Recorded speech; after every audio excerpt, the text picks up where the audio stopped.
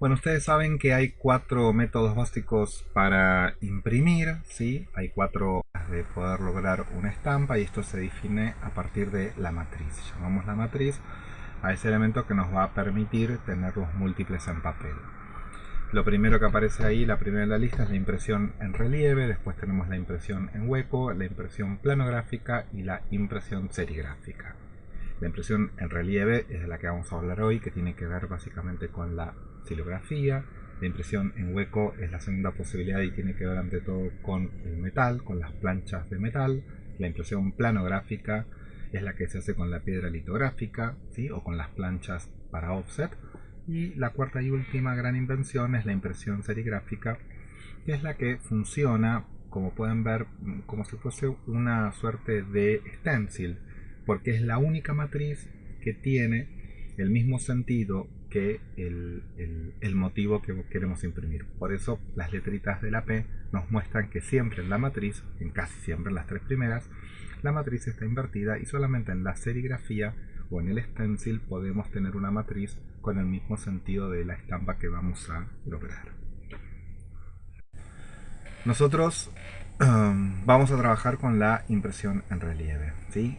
Recordamos un poquito cómo funciona. Yo tengo que tener un taco de madera tallado. Ahí está, por ejemplo, la letra F invertida.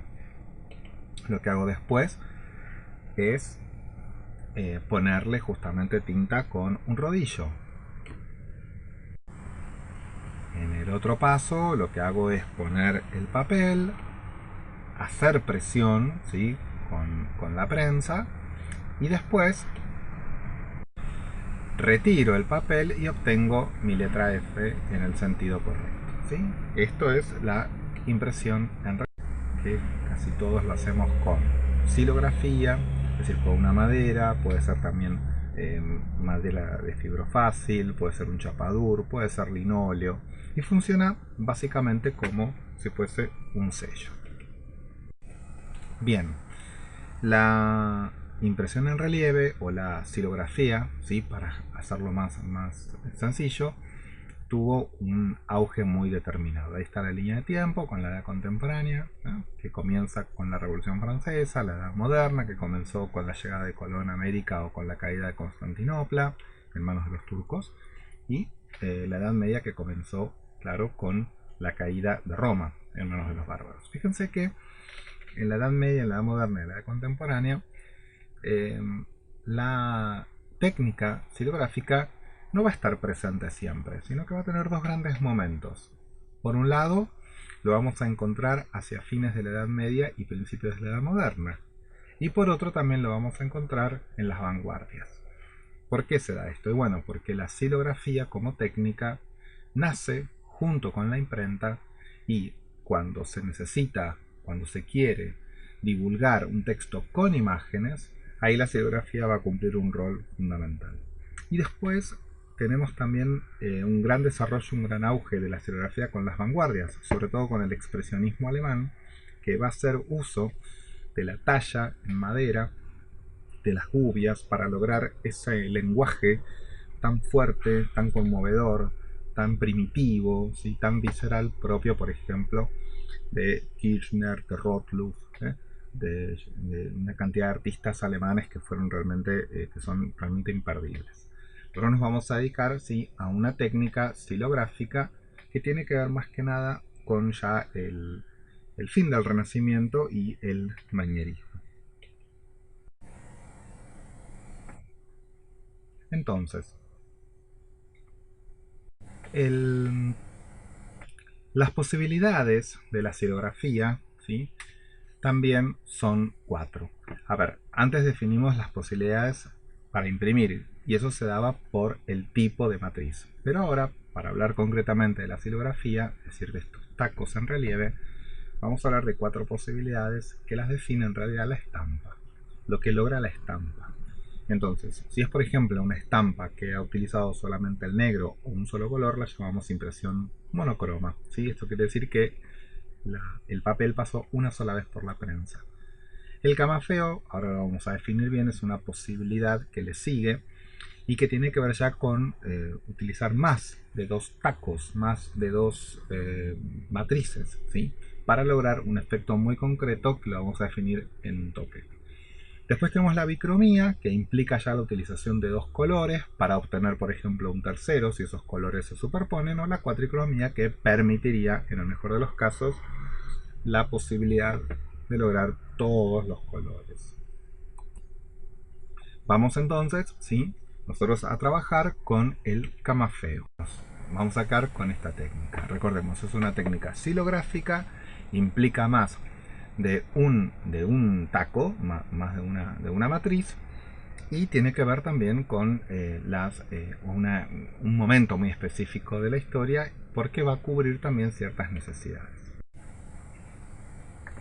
Entonces ahí tenemos el camafeo y esta es la definición básica. Implica lograr luz y volumen, ¿sí? Ahí tenemos nuestra hoja y, como dijimos, trabaja con más de un taco de madera, con más de una matriz, y lo primero que voy a imprimir en ese papel van a ser los valores medios o los valores altos. Recuerden que llamamos valor, ¿sí?, a la cantidad de luz, ¿sí?, que tiene justamente un tono.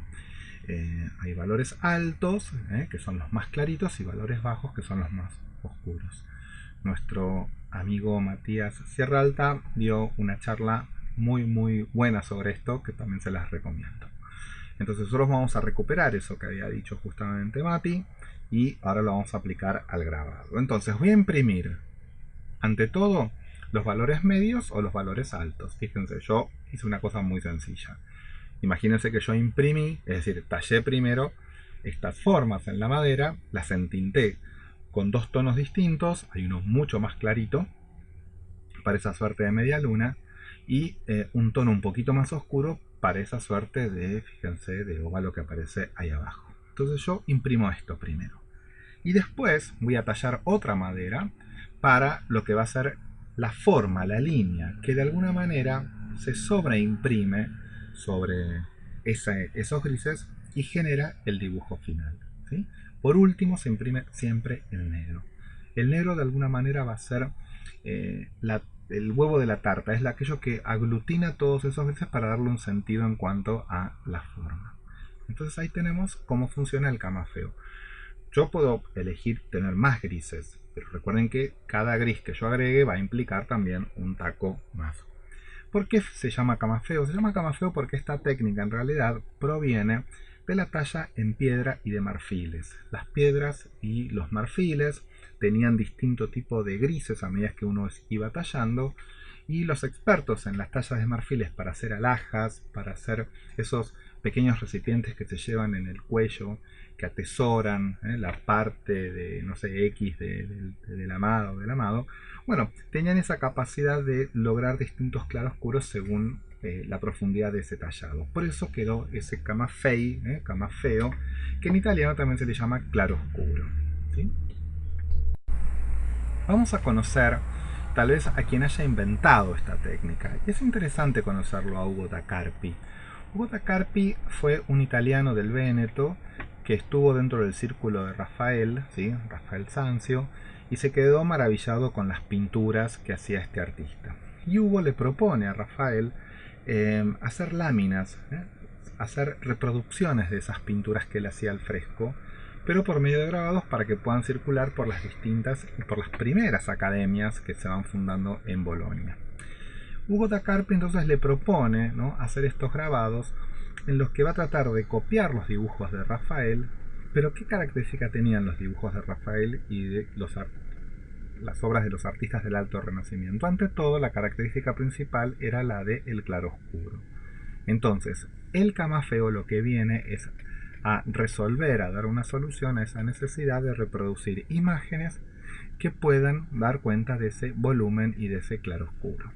Entonces, trabajó aquí con más de un taco de madera, imprimió primero los grises y por último imprimió el negro. Ahí tienen el héroe y la sibila, a partir de una obra que se ha perdido de Rafael, pero la podemos imaginar justamente gracias a que sobrevivió esta xilografía, que dice a tres tacos. Claro, fueron tres tacos, tres matrices talladas. Tenemos una, lo señalo acá con el mouse, ¿sí?, la primera, ¿sí?, con este tono que es muy alto, un tono medio, el segundo, y después el negro, que es el que dibuja la forma.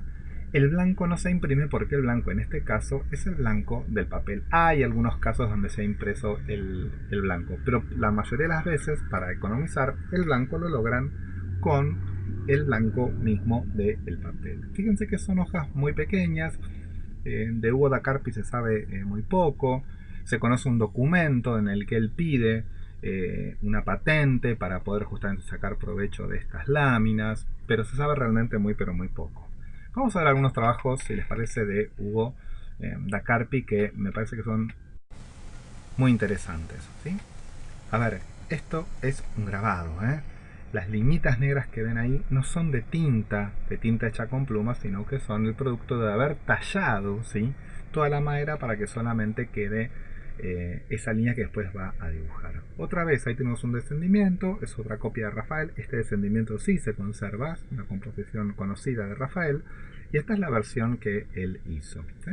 Otra vez, vamos a encontrar tres tacos, porque tenemos el tono más clarito, el tono más oscuro, acá se ve perfecto, miren, el tono más clarito, el tono más oscuro y el negro que dibuja la forma, ¿sí?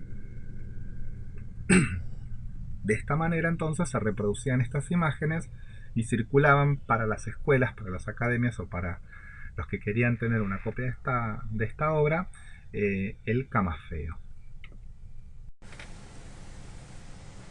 Otra obra más de Hugo da Carpi, ¿sí?, David y Goliat. Acá estamos viendo el momento en que David le va a cortar la cabeza a Goliat, que ya ha caído, y fíjense cómo aparecen el dramatismo de la escena, no solamente por lo que está contando, sino porque el claro oscuro lo que justamente permite es esto, ¿no?, generar un dramatismo muy pero muy particular, ¿sí? No son obras grandes, fíjense el tamaño de la estampa, 26 por 38, es casi como, a ver, apenas más grande que una hoja A4, con lo cual el trabajo del grabador era realmente muy detallado, ¿sí? Y tenemos también, a partir de Rafael, estos típicos escorzos, estas figuras serpentinatas, ¿sí?, contorsiones, con esos paños también mojados que dejan ver la anatomía, ¿sí? Está toda la característica de estos artistas del Renacimiento que están también ya al borde del manierismo, ¿no?, de estas formas caprichosas propias de estos artistas, dejando de lado esa síntesis o esas figuras tan silenciosas también propias del Renacimiento. Bueno, últimas obras de Hugo da Carpi, ¿sí?, donde estamos viendo acá una lámina, por así decirlo, de Diógenes, ¿sí? Lo que hizo aquí no fue reproducir a Rafael, sino al Parmigianino, que también fue un artista importantísimo del manierismo italiano, ¿sí? El Parmigianino, ¿sí?, había hecho una pintura, ¿sí?, sobre Diógenes, sobre el filósofo, y lo que va a hacer justamente Hugo da Carpi es reproducirla, ¿sí? Una obra muy interesante porque van a encontrar acá el uso de la gubia para lograr distintos tipos de efectos, ¿no? Fíjense, además otra cosa, estuvo activo, ¿sí?, en los primeros años del siglo XV, o sea, es paralelo a lo que nosotros llamamos el Alto Renacimiento o el manierismo temprano, ¿sí?, donde aparecen estas formas otra vez típicas de esta época, que son las famosas formas serpentinatas, dramáticas, con estas exageraciones que son muy pero muy interesantes. Y siempre también esta obsesión por el virtuosismo. Tres tacos otra vez, miren qué bien que se ve por aquí. Fíjense, tenemos este tono, este otro tono, los dos valores, el blanco de la hoja y el negro que sella de alguna manera las formas que estamos viendo.